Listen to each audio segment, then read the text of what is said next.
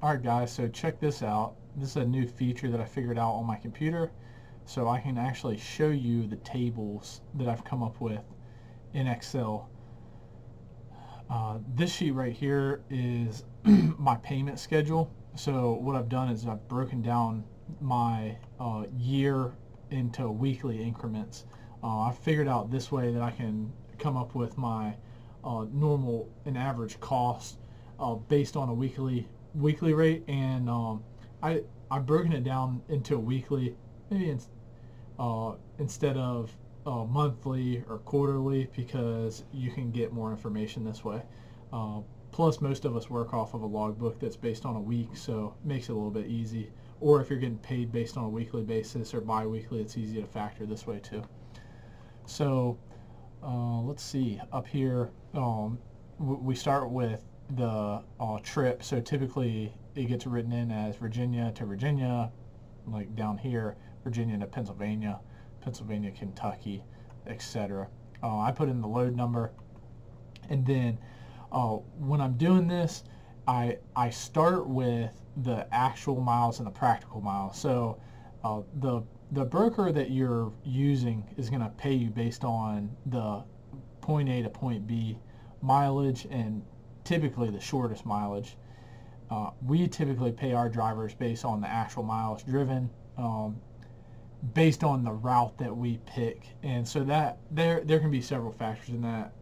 Sometimes you might have a longer run, however you can stay away from tolls, so this number can fluctuate slightly.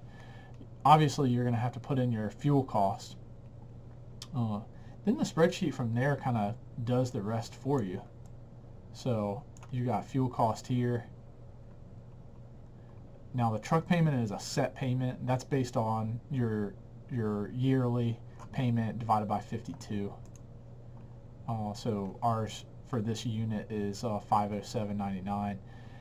The tire expense is going to be based on the total number of miles that you drive. So I use a cost of 7 cents per mile for tires. I'll actually show you this in a I don't know if you can see that down below here, this expenses. So I'm gonna pop this up in just a second. This fixed expense.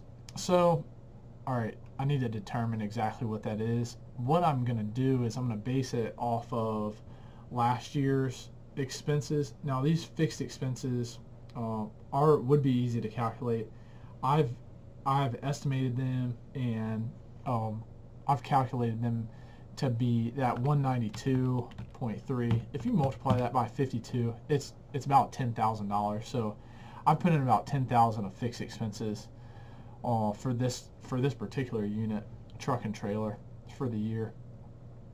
Then as we scroll over here, we're going to see fuel, again based on the mileage, driver pay based on the miles, and whatever this particular driver gets paid.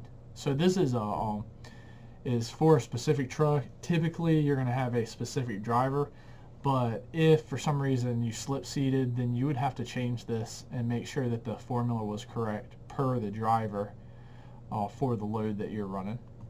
Driver bonus could be anything from detention time to if they're get stuck overnight for a breakdown or anything like that, or if they've done real well with fuel consumption or anything like that. This investor interest. So I'll talk a little bit more about this down the road, but this is a column that I came up with for kind of some outside ideas for getting money rather than going to a bank and getting money. You could potentially get some sort of angel investor, somebody that would lend you money, but we're talking about like high interest rates. Now it wouldn't necessarily be an interest rate, however I think that you could pay an interest rate and a high one at that to get somebody that has money that's not necessarily a bank to lend you money. And they look 19.5%, they're making out, right? So this investor principal, so 28, 288.46, again times 52, that's 15 grand. So during my like annual number, I'm building in $15,000 that gets paid back to an investor. Now, that's not obviously going to happen on every single job, but I try to build this in so that I know that I'm going to be making money. This is a factor of what we're getting paid for the miles driven. This is the cost for the week. Again, this is based on all of your expenses and what you're getting paid. So obviously this week we only did one run. However, I'm still factoring this truck payment. I'm still factoring this $192 in for fixed expenses that happen regardless. There's things like insurance. Again, I'll go into that a little bit more, but so obviously high cost per mile. Now, if you look on the second week, then we're kind of a more reasonable. Now our cost per mile for this week is only $167. So I will say this: I've seen plenty of $1.50, $1.65 runs. I wouldn't do it, man, because if you're getting paid to $1.65 and it costs you, and this is a good week in my opinion, your costs are $1.67. We've lost money, and you're not getting anywhere good with that. Now, obviously, I'm factoring in a little bit extra money. I'm factoring this investor principal, but it's not gonna change your numbers that much. And we're here to make money, so I'd rather factor in higher expenses. The good thing about doing this too is if you ever have any kind of out of unplanned expenditures, you've already built some wiggle room into your jobs and into that truck. So this might save you during a rainy day. Obviously, this week we came ahead $837. Again, this is factoring in this $288 expense, so it's probably really more like $1,000, $1,100, and but I think about this as an expense, as not in the profit column until like it actually happens. So again, my goal is to, at the end of the year, have saved up enough money that I can go purchase a new unit. Then the next year I can double that. Next year I can double that. So I'm not looking just to kind of make the paycheck and then struggle. So we're in it to win it. As you can see, that first week we kind of took a hit. Second week we did well, so we're only really break even for the 2 weeks.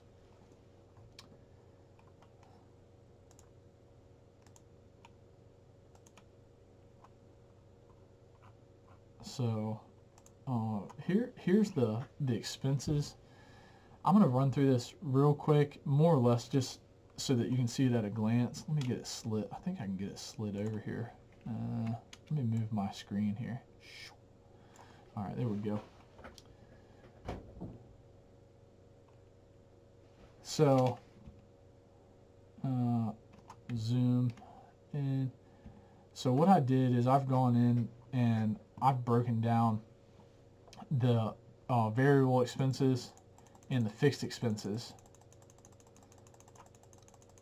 and there are quite a few. And I've also added in excuse me, I've added in things maybe that our company doesn't use, but I know that some people do. The whole idea behind this is so that I can send it to you, and we can work together on putting in your actual numbers.